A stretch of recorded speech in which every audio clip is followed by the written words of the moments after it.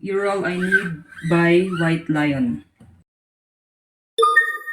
So, ang intro nito, katulad nung pinakita ko sa unang video, is, yung chord niya is D over F sharp. So, ganito. Gawa kayo ng D.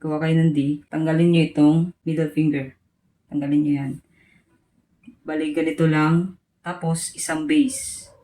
Pero, para mas flexible yung pagkagalaw ng mga fingers mo, ganito yung pagkakalagay dapat. So, F sharp na bass, at saka D na walang middle finger. Ganito. Pa-pluck nyo siya, ikakalabitin nyo siya from the top. Ganito muna tayo. From the top. Tapos, second. And then, from the top na naman, ito na naman, yung pair niya. So, kung bibilisan nyo, ganyan siya. Okay? From the top is yung bass, tapos itong middle finger, and then dito na naman tayo sa ring finger. Balik kayo sa bass, tsaka labitin nyo yung sa middle finger, sa ring finger, sorry. So, tapos nyan, itong ring finger nyo, i-atras nyo lang siya one step. Isang atras lang. From 3rd fret to 2nd fret. Isang atras lang. So, ganito bali. Okay? Sa atras. Ang last, yung kasunod niya is pull off. Pull off ng middle finger. Ganito diba yung pagkakalagay? Pull off ng middle finger from sa 2nd fret. Kalabitin nyo, i-pull off nyo. Ganon. So,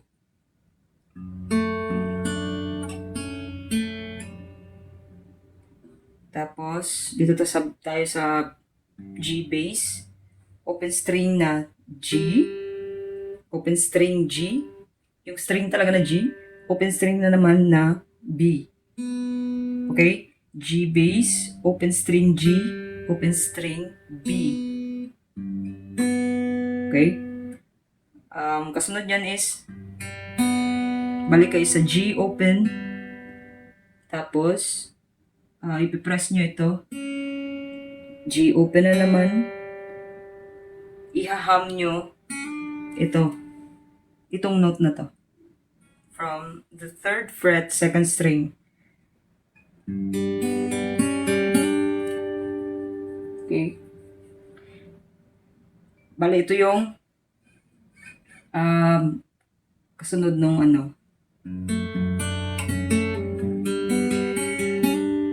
okay, uulitin nyo ito yung first set, uulitin nyo ito ng pangalawang beses, pang-apat pala sa intro, sorry.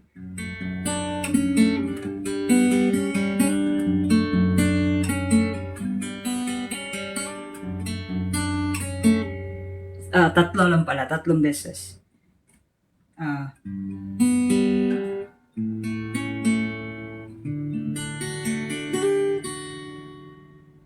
Tapos, yung pangatlo niya, meron tayong bass na G.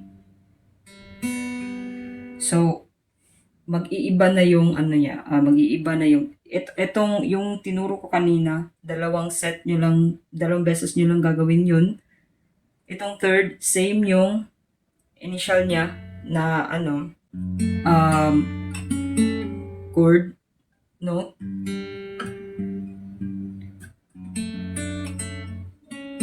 Ito, same lang, pero pagdating dito, G bass, open string G, open string E,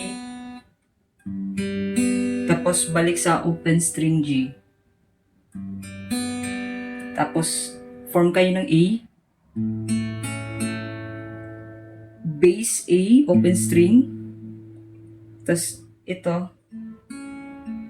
isa nito, tsaka isa na naman ito. Tapos form kayo ng D, ito yung last part ng intro. Kalabitin nyo isa-isa from the top to the bottom. Okay? From the top to the bottom. Tapos, balik kayo sa third string. Third string, all the way to the bottom na naman. From D bass to the bottom. Tapos, balik kayo sa third string, all the way down to the bottom na naman. Tapos, D string, balik kayo sa G, sa third string, second, tapos, ihaham nyo lang siya, yung last string. Tapos, tatanggalin nyo itong maliit na finger.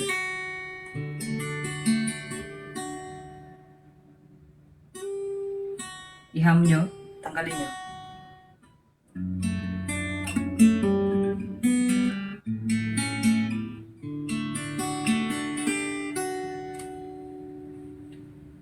Yan ang kabuuan ng intro.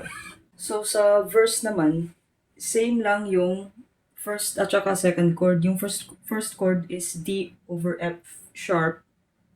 Same yung kalabit, including dun sa G, D over G na ganito.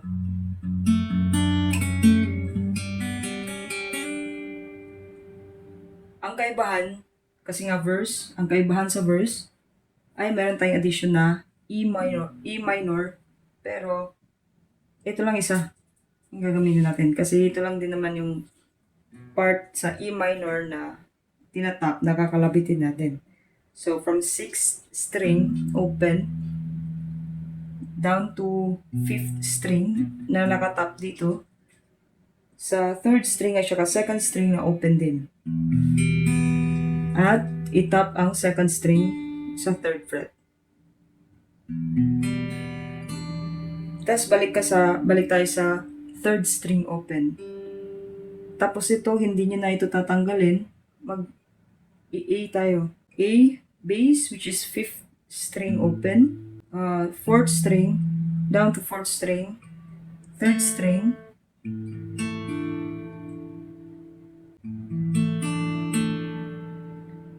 To 2nd string, back to 3rd string. Bale.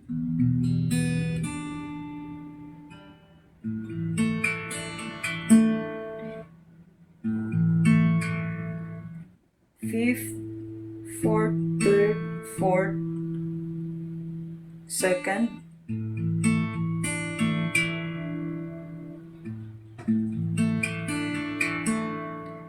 fifth, fourth, third, second, back to third, fourth, third. Yan yung kalabit niya.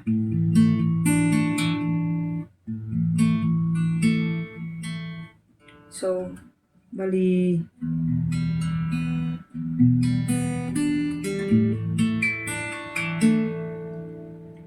okay, so 2 beses yan. At yan yung kabuuan ng verse. Punta tayo sa refrain. I see your face before, I'm looking in your eyes, wondering what she doesn't know. My riff, no? She doesn't know. She doesn't know. So, para mapunta kayo dun, ang gagawin nyo, yung part na I see your face before, E minor, pero mabilis lang. Tama yung E minor.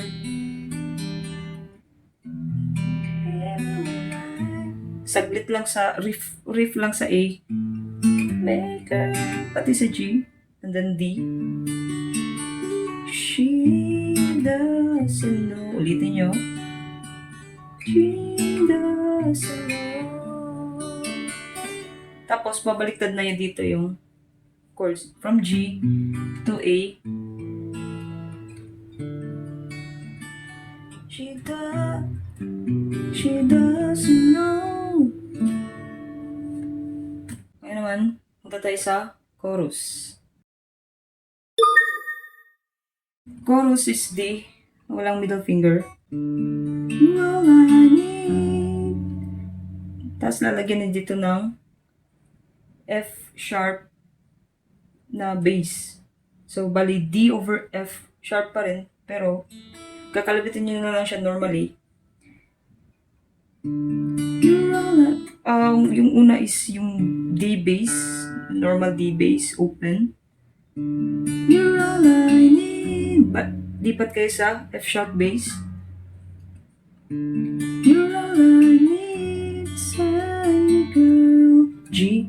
You're all I need. You're all I want, sunny. Balik sa G. G. You're all that I need. Balik sa intro.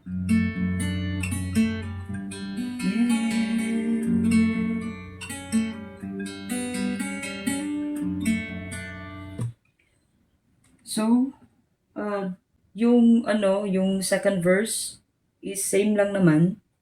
Punta tayo sa bridge. So, bridge is, magpa-power chord tayo, no? Hindi ko alam if, okay lang naman to sa mga beginners para rin matrain yung mga kamay nyo, pero medyo nakakangalay siya. So, sa simula lang naman yan, masasana din kayo. Tsaka, konting chords lang din naman ito, matatapos din. Babalik din kayo doon sa normal na cycle, katulad ng ginagawa natin kanina. So, dito tayo sa chords. Say, ganyan. Say, B minor, yung chord nito. So, yung power chord nito is ganito. Nakamute yung 6th string. Say that you'll be there, G. Whenever E, love, know that you are A. B, say you in my heart, G. Whenever E, I'm in love, I know that you are there, A. Balik sa G. Mabilisan lang. Punta sa D. Tapos, move yung isang finger dito sa patras. One step backward. So, kibalik, ganito na yung forma ng kamay nyo. Apat na string bali yung ano nyo. From D. Sorry. Bad.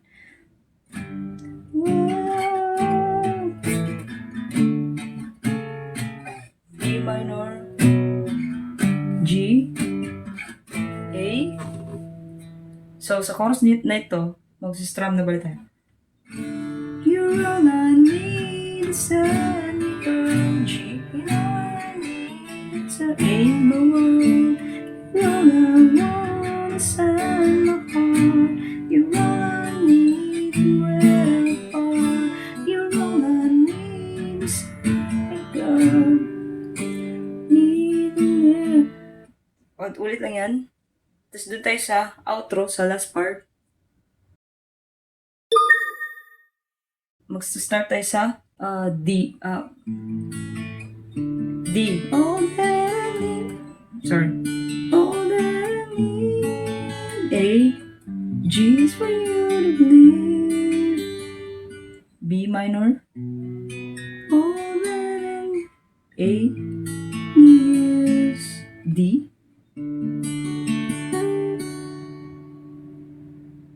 Yung pagkakakalabit ng mga chords na to is similar lang dun sa tinuro kong mga kalabit kanina dun sa intro, sa verse. Pareho lang sila. Kumbaga, usual lang ng napakakalabit talaga niya. May mga hammer lang na kailangan nyo i-consider while playing the note, no? So, balik tayo sa all that I need is for you to live. All that I need is you.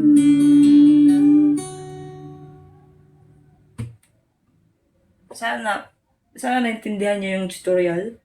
So, medyo may difficulty siya when it comes to explaining the notes, no? Yung pagtansya talaga ng pagkakalabit. If mayroon kayong, if medyo nalito kayo and gusto nyong mag-request ng mga, words or sheet, PDF, file, whatever, mag-comment lang kayo sa baba. Ito try kong gumawa ng nito. Of course, at saka bibigay ko sa inyo. Thanks for watching.